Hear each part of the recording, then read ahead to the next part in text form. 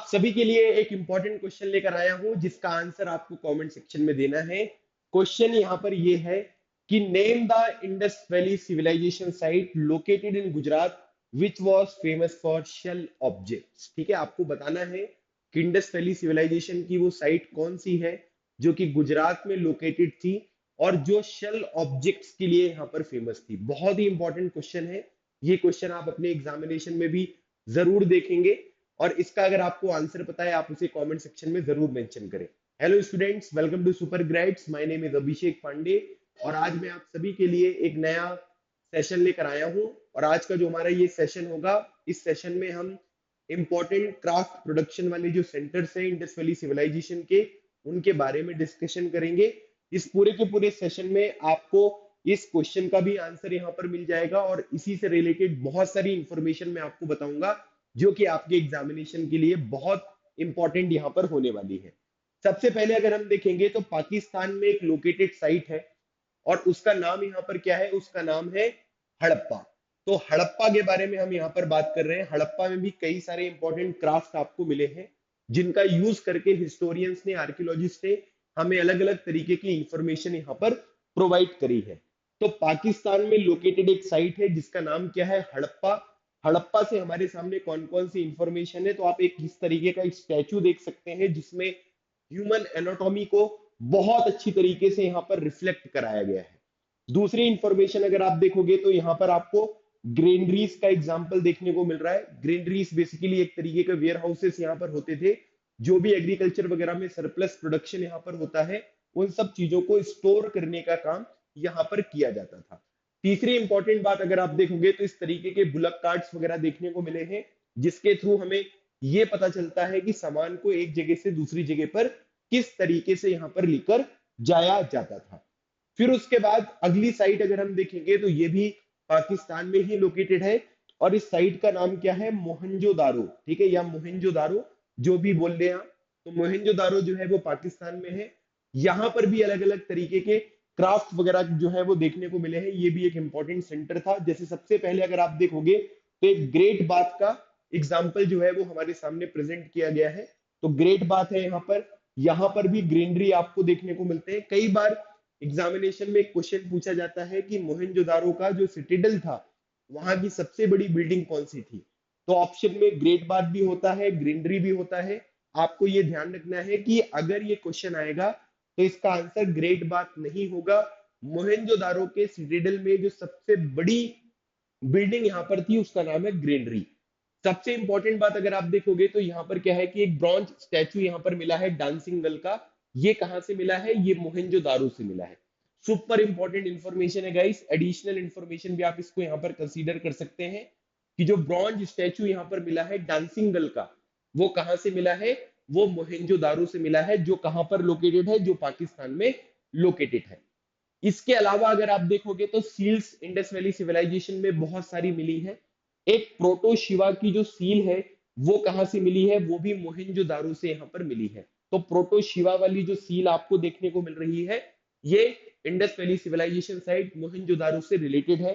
फिर उसके बाद अगर आप देखोगे गाइस तो यहाँ पर एक प्रीस्ट किंग का भी एक स्टैचू जो है वो हमें यहाँ पर प्रोवाइड किया गया है ना। तो प्रीस्ट किंग जो है ये कहां से मिले हैं, ये भी आपको मोहनजोदारो से देखने को मिलेंगे।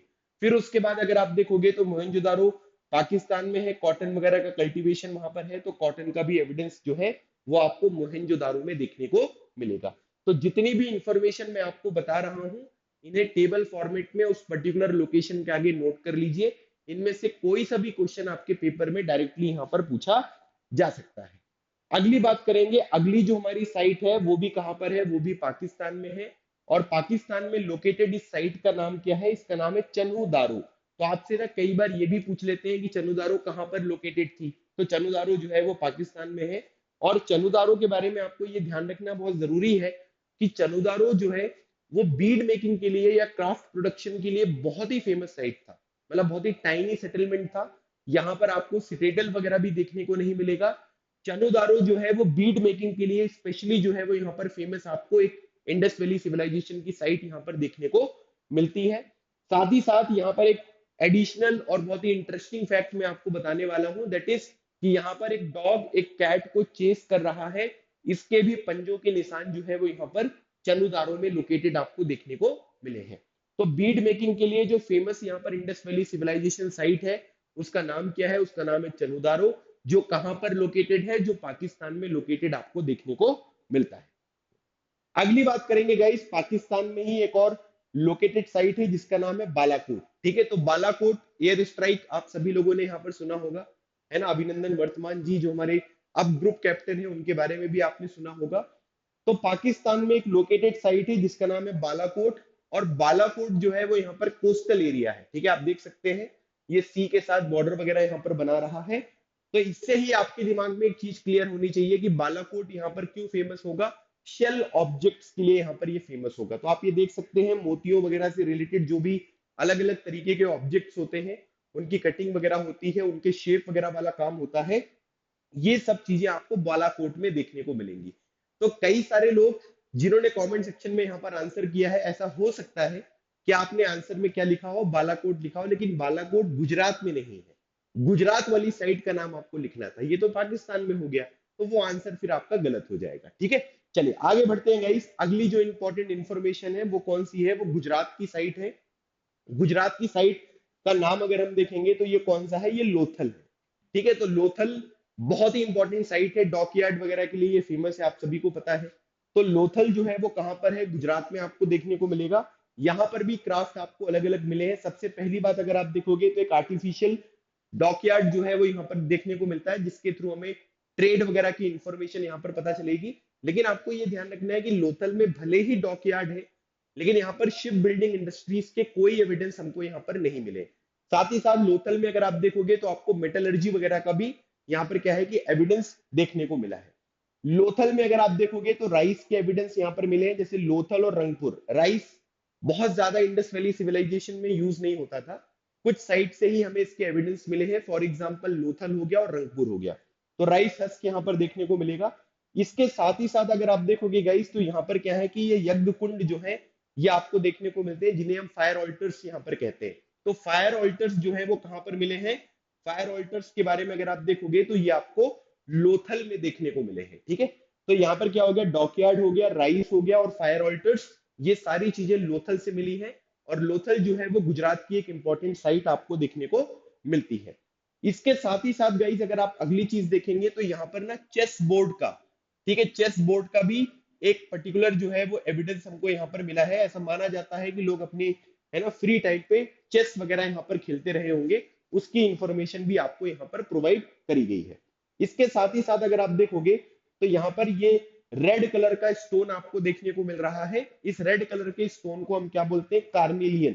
तो कार्नेलियन का भी एक इंपॉर्टेंट सोर्स अगर आप देखोगे तो ये लोथल और जो ये गुजरात का भारूच वगैरह वाला इलाका है, वहां से कार्नेलियन जो है वो लेकर आया जाता था। ठीक है, तो याद रखना कार्नेलियन का कलर कैसा है? रेड कलर का है। बीड्स वगैरह बनाने में इसका उपयोग किया जाएगा। लोथल से इसका एविडेंस हमको यहाँ पर मिलता है। ठीक है, तो यहाँ पर याद रखना लोथल में काफी सारी चीजें हो गई हैं। डॉकयार्ड हो गया है, राइस हो गया है, फायर ऑल्टर्स यहाँ पर हो गए हैं, चेस बोर्ड का एक एविडेंस हमको यहाँ पर मिल रहा है। उसके बाद कार्लिलियन की भी इंफॉर्मेशन यहाँ पर आपको प्रोवाइड करी गई है। अगली जो इंपॉर्टेंट साइट है वो भी आपको गुजरात में देखने को मिलेगी, जो कि क्राफ्ट प्रोडक्शन के लिए बहुत ही फेमस है। और इसका नाम क्या है? इसका नाम है नागेश्वर। ठीक है, तो वो जो क्वेश्चन मैंने आपसे पूछा था कि गुजरात में लोकेटेड उस साइट का नाम बताइए, ठीक है, जो कि शेल ऑब्जेक्ट्स के लिए यहाँ पर फेमस है, तो उसका आंसर क्या होगा? नागेश्वर। ठीक है, तो नागेश्वर जो है वो किसके लिए फेमस है? वो आपको शेल ऑब्जेक्ट्स के लिए यहाँ पर फेमस देखने को मिल रहा है। ठीक है, तो इस फैक्ट को बिल्कुल याद रख लेना। और आप में से कितने लोगों के आंसर जो है वो बिल्कुल सही हुए हैं वो भी आप कमेंट सेक्शन में जरूर मेंशन करिएगा। अगली बात करेंगे गाइस, एक हरियाणा स्टेट आपको देखने को मिल रहा है। हरियाणा में अगर आप देखोगे तो बनावली नाम की एक जगह है। तो बनावली जो साइट आपको देखने को मिलती है वो कौन से स्टेट में लोकेटेड है? तो वो आपको हरियाणा में देखने को मिलेगी। अब यहां से हमारे पास कौन कौन सी इंफॉर्मेशन मिल रही है? पहली बात अगर आप देखोगे तो यहाँ पर क्या है कि एक प्लो मॉडल जो है वो देखने को मिल रहा है। टेराकोटा मॉडल प्लो का, ये बनावली से मिला है। और साथ ही साथ अगर आप देखोगे तो यहाँ पर बार्ले जो होते हैं उनके भी एविडेंस आपको यहाँ पर मिल रहे हैं।